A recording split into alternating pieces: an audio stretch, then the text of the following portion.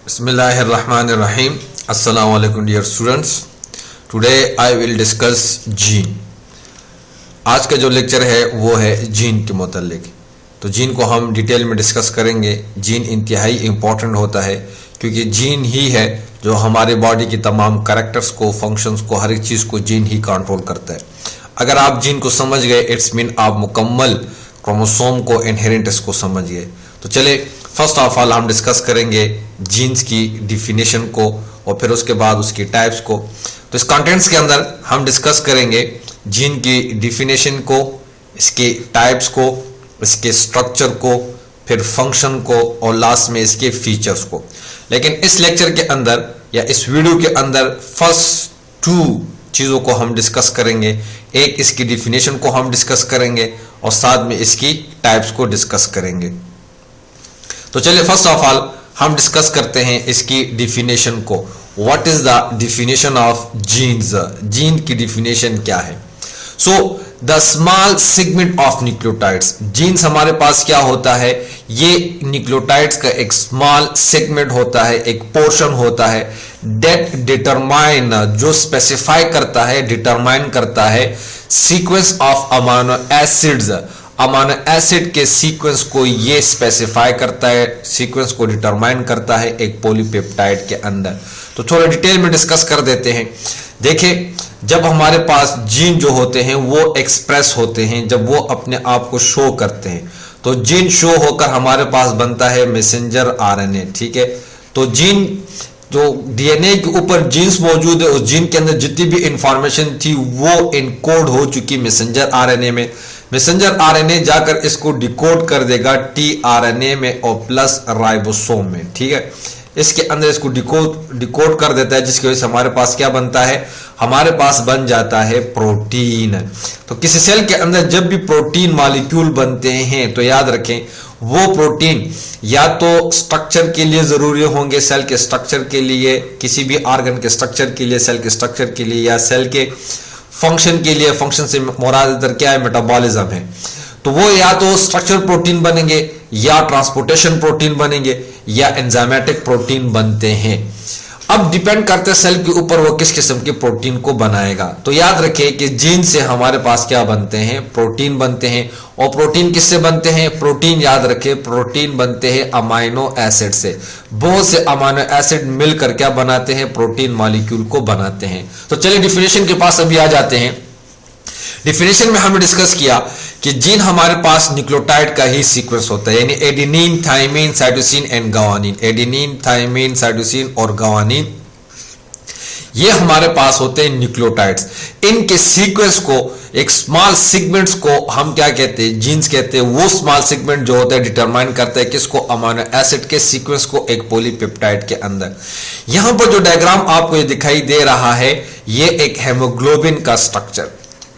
Haemoglobin, ये haemoglobin जो हमारे पास है उसके जीन्स का स्ट्रक्चर है. ठीक है, तो इसके जीन्स के स्ट्रक्चर को डिस्कस करते तो आपको इसकी डिफिनेशन की भी क्या आ जाएगी? समझ आ जाएगी. तो चलिए डिस्कस करते हैं.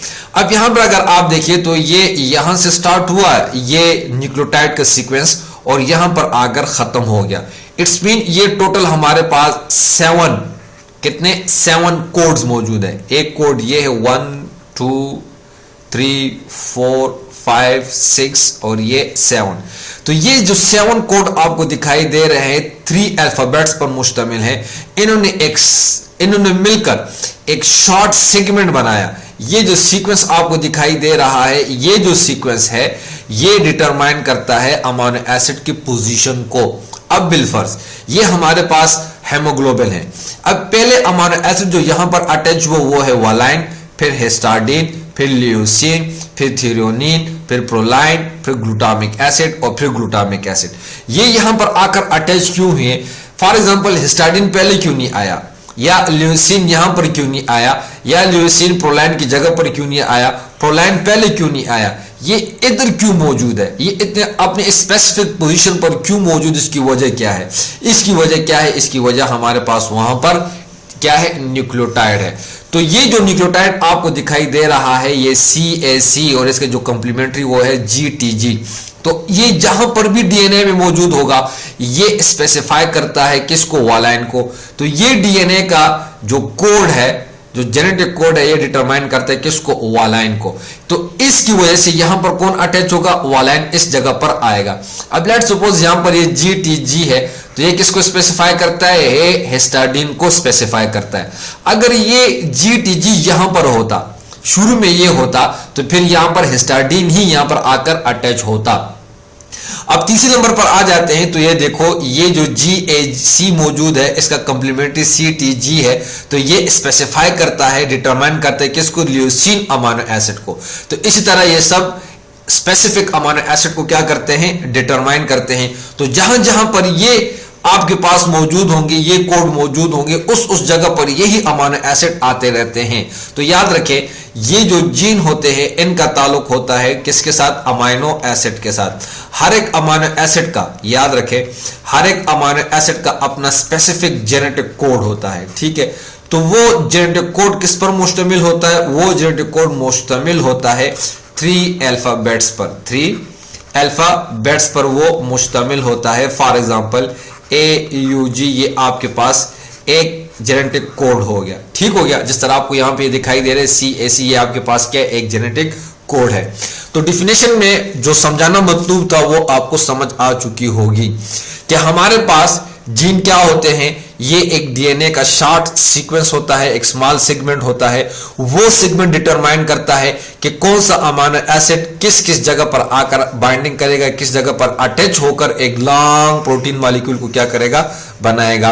फिर इसको इंशाल्लाह हम डिटेल में डिस्कस करेंगे, कहां पर, ट्रांसक्रिप्शन में और ट्रांसलेशन में, वहां पर हम डिटेल में इसको क्या करेंगे, डिस्कस करेंगे। तो ये था जीन की डिफिनेशन, ठीक है। अब आ जाते हैं इसके टाइप्स के मुतालिक कि जीन्स के हमारे पास कितनी टाइप्स है। जीन्स की याद रखिए 3 टाइप्स होती है। किस चीज की बुनियाद पर, 3 चीजों की बुनियाद पर, ऑर्गेनिजम्स की बेसिस पर, एक्टिविटी की बेसिस पर और बिहेवियर की बेसिस पर। तो ये आपके पास हो गए 3 types. Genes are consist on 3 types, on the basis of organisms, on the basis of activity, on the basis of their behavior. तो फर्स्ट वन हम डिस्कस करेंगे on the basis of organism। तो ऑर्गेनिजम्स के लिहाज से jeans के हमारे पास 2 types हैं, एक प्रोकैरियोटिक जीन होता है और एक यूकैरियोटिक जीन होता है। प्रोकैरियोटिक जीन क्या है, जो प्रोकैरियोट्स के अंदर पाए जाए, फॉर एग्जांपल बैक्टीरिया के अंदर जो जीन्स पाए जाते हैं उसको हम प्रोकैरियोटिक जीन कहते हैं, या सायानोबैक्टीरिया के अंदर जो जीन्स पाए जाते हैं उसको हम क्या कहते हैं, प्रोकैरियोटिक जीन कहते हैं। सॉरी, यूकैरियोटिक जीन किसे कहते हैं, वो जीन जो यूकैरियोट्स के अंदर पाए जाते हैं उसको हम यूकैरियोटिक जीन कहते हैं। फॉर एग्जांपल एनिमल्स, एनिमल हमारे पास क्या है, यूकैरियोट्स हैं, और प्लांट्स हमारे पास क्या है, यूकैरियोट्स के। इनके अंदर जो जीन्स पाए जाते हैं उनको हम यूकैरियोटिक जीन कहते हैं। तो on the basis of organism इसकी 2 टाइप्स हो गई, एक प्रोकैरियोटिक जीन और दूसरा यूकैरियोटिक जीन। अब नेक्स्ट चलते हैं बेसिस ऑफ एक्टिविटी। एक्टिविटी की बुनियाद पर यानी फंक्शन की बुनियाद पर इसकी कितनी टाइप्स है। तो फंक्शन की बुनियाद पर इसकी 2 टाइप्स है, एक हाउस कीपिंग जीन है, दूसरा स्पेसिफिक जीन है। तो हाउस कीपिंग जीन किसको कहते हैं, दोस जीन्स, वो genes which are always activate, जो हमेशा यानी 24 घंटे या 24 आवर जो होते हैं ये एक्टिवेट ही रहते हैं। क्योंकि सेल की जो फिजियोलॉजी होती है, सेल की जो अपनी फिजियोलॉजी है, फंक्शन है, या उसकी जो मॉर्फोलॉजी है, वो डिपेंड करती है इन्हीं जीन्स के ऊपर। अगर ये जीन्स एक्सप्रेस ना हो, अगर ये जीन्स एक्टिवेट ना हो तो सेल का स्ट्रक्चर भी नहीं बनता। तो सेल अपने स्ट्रक्चर को मेंटेन कैसे रखेगा, सेल के अंदर जो मेटाबॉलिक प्रोसेस होते हैं, जो फंक्शन होते हैं, वो भी फिर नहीं हो पाएंगे। तो इनका 24 घंटे ऑन रहना, इनका 24 घंटे एक्टिवेट रहना इंतहाई इंपॉर्टेंट होता है। किसके लिए, सेल की फिजियोलॉजी के लिए और सेल की मॉर्फोलॉजी के लिए। फॉर एग्जांपल यहां पर हमारे पास एक जीन है जो बनाता है किसको, ग्लाइसिलडिहाइड 3 फॉस्फेट डिहाइड्रोजनेस को। ये एंजाइम जो है ये मदद देता है किसके अंदर, ग्लाइकोलाइसिस के अंदर। ये ग्लाइकोलाइसिस के प्रोसेस में हमारी मदद करता है, किस चीज में, एटीपी सिंथेसिस में और NADH के सिंथेसिस में ये क्या करता है, मदद देता है।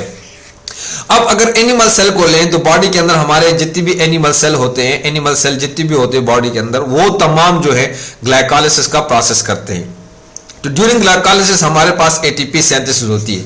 अगर ये एटीपी नहीं होगी तो हम डिफरेंट फंक्शन भी नहीं कर सकते। इसलिए वो जीन जो इस एंजाइम के बनाने में हमारी मदद करते हैं, तो ये उन जीन को हम क्या कहते हैं, हाउस कीपिंग जीन कहते हैं। तो ऐसे जीन 24 घंटे एक्टिवेट रह सकते हैं। इसके अलावा और कौन से एग्जांपल हो सकते हैं, डीएनएज जीन जो है, डीएनएज जीन जो है, आरएनएज जीन जो है, या वो तमाम जीन जो डीएनए, वो तमाम एंजाइम जो डीएनए रिप्लिकेशन में हमारी मदद करते हैं, या ट्रांसलेशन में मदद करते हैं, या ट्रांसक्रिप्शन में मदद करते हैं, वो तमाम एंजाइम, वो उन एंजाइम का बनना भी जीन पर ही डिपेंड करता है। तो उनके जीन भी 24 घंटे क्या रहते हैं, एक्टिवेट रहते हैं, क्योंकि हर एक सेल जो होता है वो डिवाइड होता रहता है, माइटोटिकली, मायोटिकली इंटरफेस होता है। तो उस वक्त डीएनए रिप्लिकेशन का होना, ट्रांसलेशन का होना, ट्रांसक्रिप्शन का होना जरूरी है, और इन प्रोसेस के लिए एंजाइम का होना जरूरी है, और एंजाइम के लिए प्रोटीन का होना जरूरी है, और प्रोटीन के बनने के लिए जीन का शो होना या जीन का एक्सप्रेस होना इंतहाई क्या होता है, जरूरी होता है। तो ऐसे जीन को हम क्या कहते हैं, हाउस कीपिंग जीन्स कहते हैं, जो ऑलमोस्ट 24 आवर्स क्या रहते हैं, एक्टिवेट ही रहते हैं। तो ये हमारे पास इसकी पहली एग्जांपल हो गई। ठीक है, अब यहां पर दूसरा जो है वो है स्पेसिफिक जीन। दूसरा हमारे पास है स्पेसिफिक जीन। स्पेसिफिक जीन किसे कहते हैं, on the basis of activities की दूसरी टाइप हो गई। दोज जीन्स, वो जीन विच आर एक्टिव, जो एक्टिव होंगे ओनली आर स्पेसिफिक कंडीशन, एक खास वक्त जब इनकी जरूरत पड़ती है उस वक्त ये अपने आप को क्या करते हैं, एक्टिवेट करते हैं, वरना एक्टिवेट नहीं होंगे। फॉर एग्जाम्पल हमारे पास ये है बैक्टीरिया। ठीक है, ये हो गया बैक्टीरिया। बैक्टीरिया के अंदर जो एग्जांपल है वो है एकोलाई की। ये एकोलाई बैक्टीरिया है। ठीक है, एकोलाई बैक्टीरिया के अंदर जब तक ग्लूकोज मौजूद है, ठीक है, क्या मौजूद है, ग्लूकोज, उस वक्त इसकी जीन की एक्टिवेशन की जरूरत नहीं पड़ती। लेकिन जैसे ही इसकी बॉडी के अंदर आ जाते हैं लैक्टोज मॉलिक्यूल, जैसे इसकी बॉडी के अंदर कौन इंड्यूस हो जाए, ये आपके पास आ गए कौन, लैक्टोज। तो लैक्टोज की मेटाबॉलिज्म के लिए एंजाइम्स की जरूरत पड़ती है। ठीक है, और बार बार मैं डिस्कस कर रहा हूं कि एंजाइम किस चीज से बनते हैं, प्रोटीन से बनते हैं। तो प्रोटीन को बनाने के लिए उस वक्त इसकी जीन्स क्या हो जाएंगे, एक्सप्रेस हो जाएंगे, या जीन अपने आप को क्या कर देते हैं, शो कर देते हैं, जीन अपने आप को क्या कर देते हैं, एक्टिव कर देते हैं, ताकि प्रोटीन बने, और प्रोटीन से जाकर क्या बने, एंजाइम बने, एंजाइम से फिर हमारे पास लैक्टोज का मेटाबॉलिज्म का प्रोसेस हो। तो वो कौन से एंजाइम है, एक आपके पास इसमें बनता है ग्लैक्टो साइडेस एंजाइम, ठीक है, दूसरा परमिएस एंजाइम, ठीक है, और तीसरा एंजाइम जो होता है वो ट्रांस एसिटाइलेज एंजाइम। तो इन तीन एंजाइम की यहां पर क्या हो जाती है, फॉर्मेशन होती है, जो मदद करते हैं किसके अंदर, लैक्टोज की मेटाबॉलिज्म में हमारी क्या करते हैं, मदद करते हैं। तो इंशाल्लाह इसको हम डिस्कस करेंगे लैक ओपेरॉन में। ठीक है, लैक ओपेरॉन का लेक्चर आएगा इसी चैप्टर के अंदर, तो वहां फिर हम इसको डिटेल में डिस्कस करेंगे। तो वो जीन जो एक स्पेसिफिक टाइम जब उनकी जरूरत पड़ती है उस वक्त वो अपने आप को एक्टिवेट करे, तो ऐसे जीन को हम क्या कहते हैं, स्पेसिफिक जीन। इसकी एग्जांपल मैंने आपको इकोलाई की, लैक्टोज की दे दी।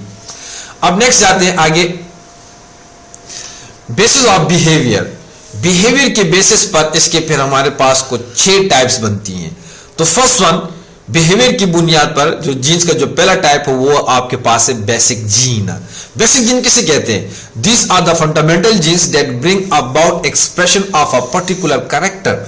एक खास कैरेक्टर को शो करने के लिए जो जीन मौजूद होते हैं उसको हम बेसिक जीन कहते हैं। फॉर एग्जांपल अगर हम ये ले लें राउंड शेप और ये ले लें रिंकल के लिए, तो कैपिटल आर जब भी आएंगे तो ये किसको शो करते हैं, ये शो करते हैं राउंड शेप को। ठीक है, ये इसके लिए क्या है, बेस है, और ये किसके लिए बेस है, ये रिंकल शेप के लिए हो गई। ठीक है, तो ऐसे जिनको हम क्या कहते हैं, बेसिक जीन्स कहते हैं। इनका बिहेवियर ये होता है कि वो एक खास कैरेक्टर को ही वो क्या करेंगे, शो करेंगे फेनोटाइपिकली। तो ऐसे जिनको हम कहते हैं बेसिक जीन कहा जाता है। अब जो नेक्स्ट है वो हमारे पास है लेथल जीन। लेथल जीन किसको कहते हैं? ये भी बिहेवियर की, on the basis of behaviour gene की दूसरी टाइप्स हो गई।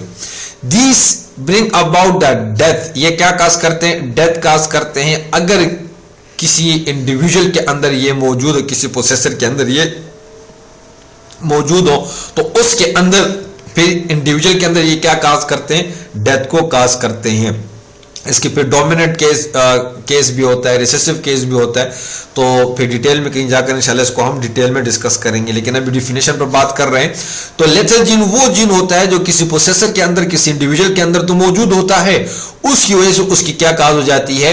डेथ काज हो जाती है। ये एक एबनॉर्मल जीन होता है, ये एक एबनॉर्मल जीन होता है। एबनॉर्मल जीन का इंडिविजुअल के अंदर वो काज करता है किसको? डेथ को काज करता है। इसकी एग्जांपल हमारे पास क्या है? Sickle cell anaemia. अगर किसी पेशेंट का, कोई आदमी है, उसकी बॉडी के अंदर HbA हेमोग्लोबिन की ये जीन मौजूद है, अगर ये टाइप मौजूद हो दोनों डोमिनेंट, तो इस सूरत में उसका जो RBC होता है वो राउंड शेप में होता है। लेकिन अगर कंडीशन ये हो जाए, फादर की तरफ से भी रिसेसिव HbS और मदर की तरफ से भी रिसेसिव जीन मिल गया HbS, इस एबनॉर्मेलिटी जीन के अंदर उसका जो RBC होता है वो मून लाइक हो जाता है, इस तरह। इसको हम कहते हैं सिकल, ठीक है। फिर ये जो है ये ऑक्सीजन कैरी नहीं कर सकता, ये ऑक्सीजन कैरी नहीं कर सकता। क्यों? क्योंकि उसके पास अभी जो जीन मौजूद है वो है लेथल जीन। तो ऐसा जीन जो बॉडी के अंदर मौजूद हो, जिसकी वजह से इंडिविजुअल की डेथ काज होती हो, उसको हम कहते हैं लेथल जीन। तो ये बिहेवियर के लिहाज से इसकी दूसरी टाइप हो गई। अब बिहेवियर के लिहाज से जीन की तीसरी टाइप जो इसको हम कहते हैं मल्टीपल जीन। मल्टीपल जीन किसे कहते हैं? देखो, when 2 or more pairs of independent genes, ठीक है, यहां पर हम बात कर रहे हैं जीन्स की, act together to produce a single phenotypic trait। अब इसकी डिफिनेशन में, इसकी डिफिनेशन को आपने लाजमी समझना। इसकी डिफिनेशन में, इस डिफिनेशन में आप कंफ्यूज हो जाएंगे, तो समझना बहुत जरूरी है। कैसे समझना जरूरी है? फर्स्ट ऑफ ऑल मैं उस ऊपर वाले को डिस्कस कर रहा हूं। मैं कहता हूं यहां पर एग्जांपल मैंने दी ह्यूमन स्किन की, ठीक है। ह्यूमन स्किन के अंदर मैं कहता हूं हमारे पास यहां पर डिटेल में यहां एक क्रोमोसोम है, यहां पर जीन A मौजूद है, ठीक है, यहां पर ये जीन B मौजूद है और यहां पर ये जीन C मौजूद है, ठीक है। अब ये दोनों अलग, ये तीनों अलग अलग जीन है, B भी अलग, A भी अलग और C भी अलग अलग जीन है, लेकिन ये तीनों कंट्रोल करते हैं एक स्पेसिफिक ट्रेट को। और वो स्पेसिफिक ट्रेट आपके पास क्या है? एक स्पेसिफिक कैरेक्टर आपके पास क्या है? स्किन कलर, ठीक है। यानी बहुत से, मोर देन 2, यानी 2 से ज्यादा जीन्स मिलकर, 3 भी हो सकते हैं, 4 भी हो सकते हैं, 5 भी हो सकते हैं, 6 भी हो सकते हैं, तो मोर देन 2 जीन्स मिलकर एक स्पेसिफिक ट्रेट को, एक स्पेसिफिक कैरेक्टर को कंट्रोल करते हो, तो ऐसे जीन को हम क्या कहते हैं? मल्टीपल जीन कहते हैं। एक अब स्किन आपके पास एक स्पेसिफिक, एक सिंगल फेनोटाइपिक ट्रेट है, या तो इसका स्किन कलर क्या हो जाएगा? डार्क ब्राउन हो जाएगा या मॉडरेट ब्राउन हो जाएगा, जिसको इंशाल्लाह हम पॉलीजेनिक इनहेरिटेंस में डिटेल में डिस्कस करेंगे। इसी चैप्टर में आगे आएगा इंशाल्लाह, वहां पर हम डिटेल में डिस्कस करेंगे। तो डिफिनेशन को आप समझ गए होंगे कि बहुत से जीन्स मिलकर, 2 से ज्यादा, 3 या 4 या 5 या 6 या 7, ये मिलकर एक स्पेसिफिक ट्रेट को, एक स्पेसिफिक कैरेक्टर को क्या करते हो? कंट्रोल करते हो, सिंगल कैरेक्टर को कंट्रोल करते हो, तो ऐसे जीन को हम कहते हैं multiple gene. For example human skin colour हो गया, ठीक है। अब यहां पर जो ये प्लियोट्रॉफिक जीन है, ये बिल्कुल उसका ऑपोजिट है। ऑपोजिट क्या है? इसका ऑपोजिट ये है कि हमारे पास वो जीन हमारे पास एक ही होगा। जीन क्या है? एक ही है, लेकिन ये एक जीन जो होता है ये बहुत से कैरेक्टर्स को कंट्रोल करता है, बहुत से कैरेक्टर को ये क्या करता है? कंट्रोल करता है। इसकी जो एग्जांपल मैंने दी है वो क्या है? आपके पास PKU। ये PKU क्या है? Phenylketonuria, P phenyl ketone की और यूरिया U। PKU ये एक हमारे पास ऐसा डिसऑर्डर होता है, इस डिसऑर्डर के अंदर जो चाइल्ड होता है, जो बच्चा होता है, उसके अंदर एक एंजाइम मिस होता है, उसकी बॉडी के अंदर एक एंजाइम मिस होता है। उस एंजाइम को हम कहते हैं फिनालालाइन, ठीक है, हाइड्रोक्सिलेज। ये एंजाइम इस बच्चे की बॉडी के अंदर क्या होता है? मिस होता है।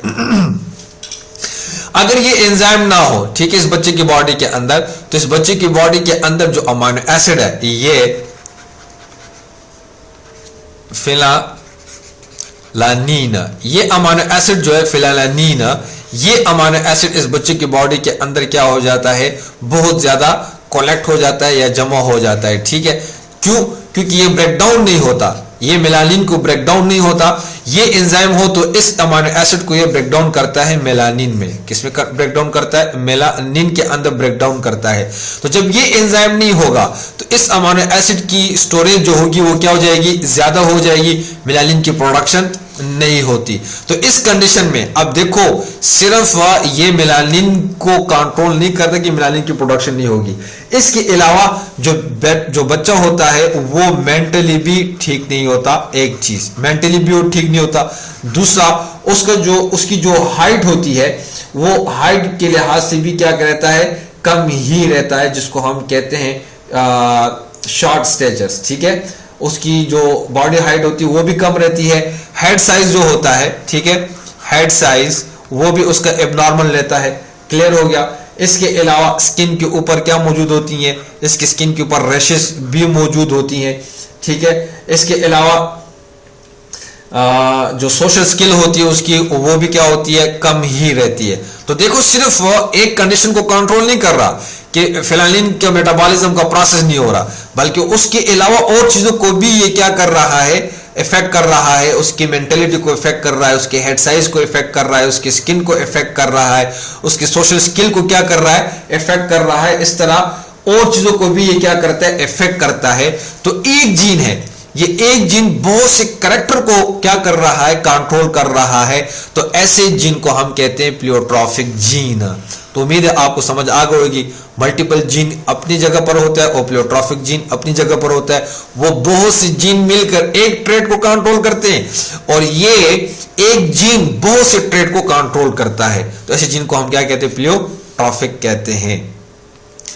अब नेक्स्ट हमारे पास है मॉडिफाइंग जीन। मॉडिफाइंग किसे कहते हैं, जो मॉडिफाई करता हो, मॉडिफिकेशन करता हो, तब्दीली लेकर आता हो।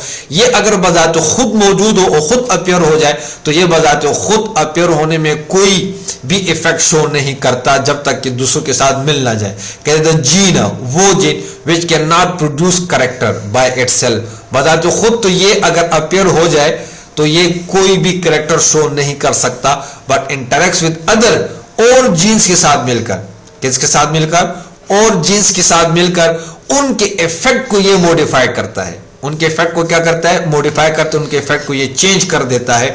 फॉर एग्जांपल यहां पर डायग्राम में ड्रा कर देता हूं। यहां पर हमने लिखा है कि भाई माइस का स्किन कलर जो है, ठीक है, माइस का स्किन कलर जो होता है वो कैसे होता है। इसका जो डोमिनेंट अलील है कैपिटल बी, ये कंट्रोल करता है ब्लैक कलर को, ठीक है। इसका जो रिसेसिव अलील है स्मॉल बी, ये कंट्रोल करता है ब्राउन कलर को। क्लियर हो गया।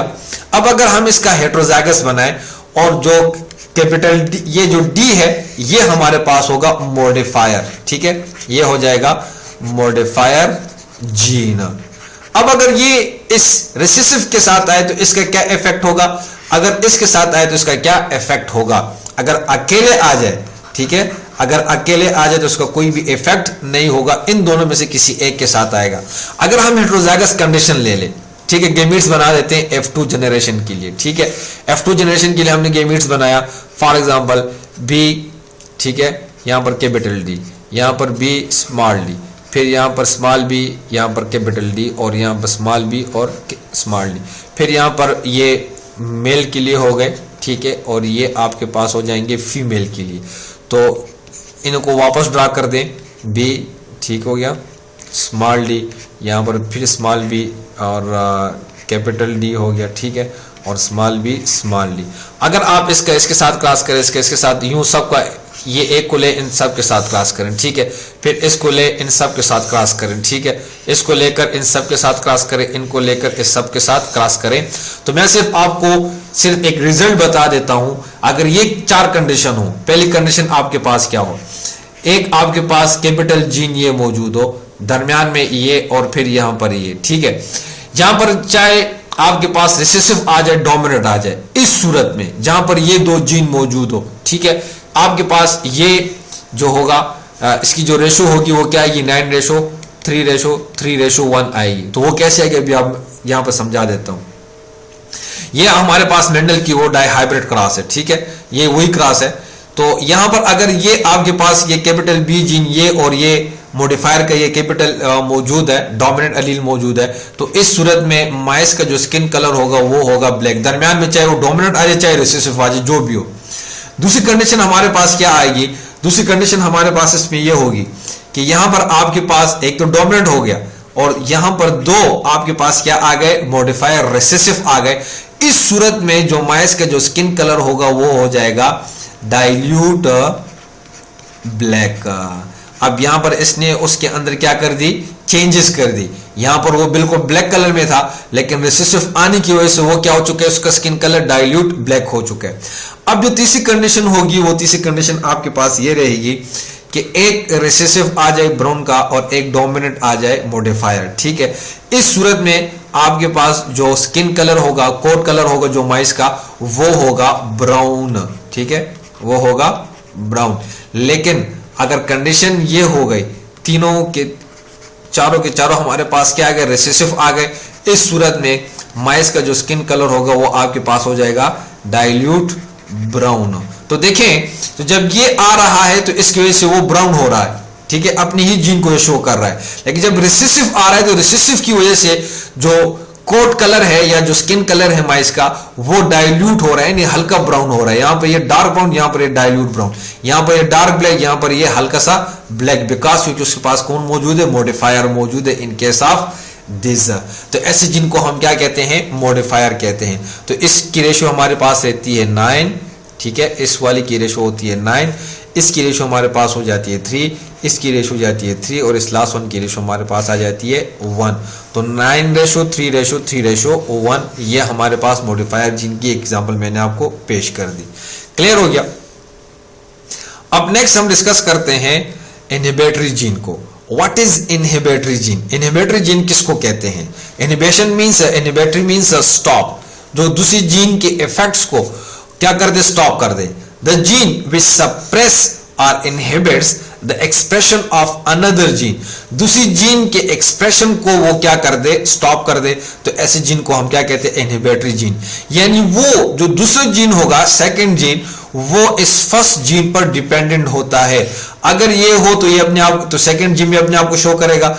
अगर ये ना हो, ठीक है, तो ये भी अपने, अगर ये मौजूद भी हो सेकंड वाला, तो ये अपने आप को शो नहीं कर पाएगा क्योंकि ये इस पर डिपेंडेंट है, ठीक है। फॉर एग्जांपल यहां पर एग्जांपल पेश कर देते हैं किसकी, यहां पर एग्जांपल हम पेश करते हैं एस सब्सटेंस की, ठीक है।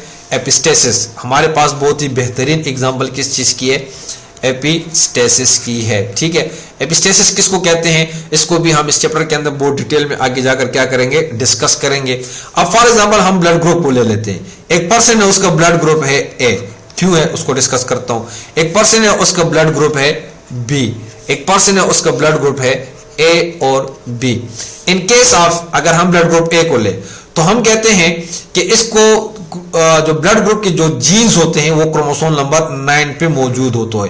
Chromosome number 9 carries blood group genes, ठीक है, ये इसके जीन को कैरी करता है, ठीक है। अगर आप फादर की तरफ से जो क्रोमोसोम आया उसके ऊपर भी ये डोमिनेंट ए अलील मौजूद है, मदर की तरफ से जो क्रोमोसोम आया उसके ऊपर भी ये अलील मौजूद है, तो दोनों, तो इस सूरत में ब्लड ग्रुप क्या रहेगा, ए ही रहेगा। क्लियर हो गया। अब अगर मदर की तरफ से आपके पास आ गया डोमिनेंट और फादर की तरफ से आपके पास आ गया रिसेसिव, तो इस सूरत में भी आपके पास ब्लड ग्रुप ए ही होगा, ठीक है। किस सूरत में वो आगे जाकर मैं दोबारा डिस्कस करता हूं। फिर बी की बी कंडीशन है, कैपिटल बी आ जाए और ये आ जाए तो दोनों सूरतों में ब्लड ग्रुप बी ही रहेगा। अगर बाप की तरफ से ये आ गया ए और मां की तरफ से ये आ गया बी, तो ब्लड ग्रुप क्या रहेगा, ए बी रहेगा। इसको आप उल्टा भी रह सकते हैं कि बाप की तरफ से ये, माँ की तरफ से ये, या माँ की तरफ से ये, बाप की तरफ से, कि कोई भी कंडीशन आप बना सकते हैं। तो इन दोनों सूरतों में आपके पास, इन दो सूरतों में भी ब्लड ग्रुप बी, इस सूरत में भी ब्लड ग्रुप ए और इस सूरत में भी आपके पास ब्लड ग्रुप ए और ब्लड ग्रुप बी रहेगा। अब ये ये जो जीन है जो क्रोमोसोम नंबर 9 के ऊपर मौजूद है, ब्लड ग्रुप ए की जीन, ये डिपेंडेंट है किसके ऊपर? क्रोमोसोम नंबर 19 के ऊपर। क्रोमोसोम नंबर 19 जो है, क्रोमोसोम नंबर 19 के ऊपर हमारे पास मौजूद होता है एच सब्सटेंस। क्या मौजूद होता है? H substance. एच सब्सटेंस अगर मौजूद हो किस सूरत में? आप इस सूरत को देखें, अगर क्रोमोसोम नंबर 9 पर यह कंडीशन है या क्रोमोसोम नंबर 9 पर यह कंडीशन है, तो दोनों कंडीशन में हमने कहा कि आपके पास एंटीजन ए पैदा होगा। ठीक है, इसको भी हम डिटेल में डिस्कस करेंगे कैसे पैदा होता है। अब हम आ जाते हैं क्रोमोसोम नंबर 19 पर। आप यहां पर जहन में रखिए कि हमारे पास यही कंडीशन है। ठीक है, क्रोमोसोम नंबर 9 पर। लेकिन क्रोमोसोम नंबर 19 में कंडीशन ये हो गई, आपके पास दोनों डोमिनेंट आ गए, दोनों क्या आ गए? एक डोमिनेंट और एक रिसेसिव। तो आपके पास जो ब्लड ग्रुप होगा तो वो क्या रहेगा? ब्लड ग्रुप ए रहेगा। इन केस ऑफ एक इंडिविजुअल उसका ब्लड ग्रुप बी है, ठीक है, उसका भी क्रोमोसोम नंबर 19 इसी कंडीशन में है। ठीक है, दोनों डोमिनेंट, एक डोमिनेंट और एक रिसेसिव। ठीक है, तो इसके डोमिनेंट होने की वजह से इसके इस कंडीशन में भी ये एच सब्सटेंस यहाँ पे क्या होगा? पैदा होता है। एच सब्सटेंस के पैदा होने की वजह से जो बी जीन होता है वो अपने आप को क्या कर लेता है? शो कर देता है। ठीक है, इस कंडीशन में भी आपके पास ये बात ही रहेगी। ठीक है, यहां पर एच सब्सटेंस अपने आप को क्या करेगा? शो करेगा। क्लियर हो गया? अब आ जाते हैं उस कंडीशन के ऊपर कि ये सब तो मौजूद हो, ये भी मौजूद हो, ये भी मौजूद हो, ये भी मौजूद हो, लेकिन एच सब्सटेंस जो है वो रिसेसिव आ गया। अब अगर हम इस कंडीशन को लें तो यहां पर कलर को थोड़ा सा चेंज कर देते हैं। अब लेट्स सपोज हमारे पास क्रोमोसोम नंबर 9 के ऊपर यही कंडीशन है। ठीक है, क्रोमोसोम नंबर 9 के ऊपर यही कंडीशन है। अब जो क्रोमोसोम नंबर 19 है उसके ऊपर जो कंडीशन आ गई क्रोमोसोम नंबर 9 के ऊपर, वो हमारे पास रिसेसिव आ गई। ये रिसेसिव आ गई। ठीक है, अब क्रोमोसोम नंबर 9 पर तो हो सकता है ये भी मौजूद हो सकता है ये भी मौजूद हो। अब ए जो जीन है वो तो अपने आप को शो कर रहा है, लेकिन एच सब्सटेंस यहां पे मौजूद नहीं है। जब एच सब्सटेंस मौजूद नहीं होगा तो ये जीन भी अपने आप को शो नहीं कर पाएगा। उस वक्त उसको हम कहते हैं ब्लड ग्रुप ओ। क्लियर हो गया? एक कंडीशन ये हो गई। अगर ब्लड क्रोमोसोम नंबर 9 के ऊपर हमारे पास ये कंडीशन हो गई तो हम कहते हैं कि इस सूरत में तो ये बी एंटीजन या बी जीन जो अपने आप को तो शो करेगा, लेकिन अगर क्रोमोसोम नंबर 19 के ऊपर ये कंडीशन नहीं तो ये तो मौजूद होगा, लेकिन बी एंटीजन जो होगा या जो बी जीन जो है ये अपने आप को शो नहीं कर सकता, क्योंकि वो डिपेंड करता है एच सब्सटेंस के ऊपर। और एच इस वक्त हमारे पास क्या आ चुका है? रिसेसिव आ चुका है, उसने अपने आप को शो नहीं किया। इस सूरत में भी क्या होगा? इस सूरत में भी ये होगा कि अगर क्रोमोसोम नंबर 19 के ऊपर हमारे पास कंडीशन क्या रही? रिसेसिव रही, तो ये ए और बी ये अपने आप को शो नहीं कर सकते। अगरचे ये क्रोमोसोम नंबर 9 के ऊपर ये भी मौजूद हो, ये भी मौजूद हो, इनके सिंथेसिस भी हो, तो ये जीन अपने आप को शो नहीं कर सकता, क्योंकि वहां पर एच सब्सटेंस क्या हो चुका है? रिसेसिव आ चुका है। तो ऐसी जीन को हम क्या कहते हैं? इनहिबिटरी जीन, जिसकी वजह से सेकंड जीन क्या हो जाता है? इफेक्ट होता है, सप्रेस होता है, वो अपने आप को शो नहीं कर पाता। तो ऐसे जीन को हम क्या कहते हैं? Inhibitory gene. तो ये तमाम था हमारे पास किस चीज के मुतालिक? ये था टाइप्स ऑफ जीन। तो इसको आगे जाकर मैं मजीद डिस्कस करूंगी उसके स्ट्रक्चर के मुतालिक और फिर उसके फंक्शन के मुतालिक। तो लेक्चर इंक्रीज हो जाएगा, ज्यादा हो जाएगा, इसीलिए लेक्चर को यहाँ पे स्टॉप कर देता हूँ। फिर उसके फंक्शन पर, स्ट्रक्चर पर अलग वीडियो बनाऊंगा।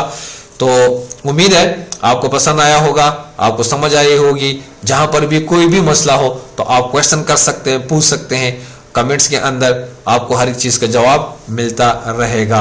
आखिर में गुजारिश, thank you for watching. Like करें, सब्सक्राइब करें, बेल के आइकन को प्रेस करें ताकि मेरी जो भी वीडियो हो सबसे पहले आपको उसके मुतालिक नोटिफिकेशन मिले। Thank you for watching.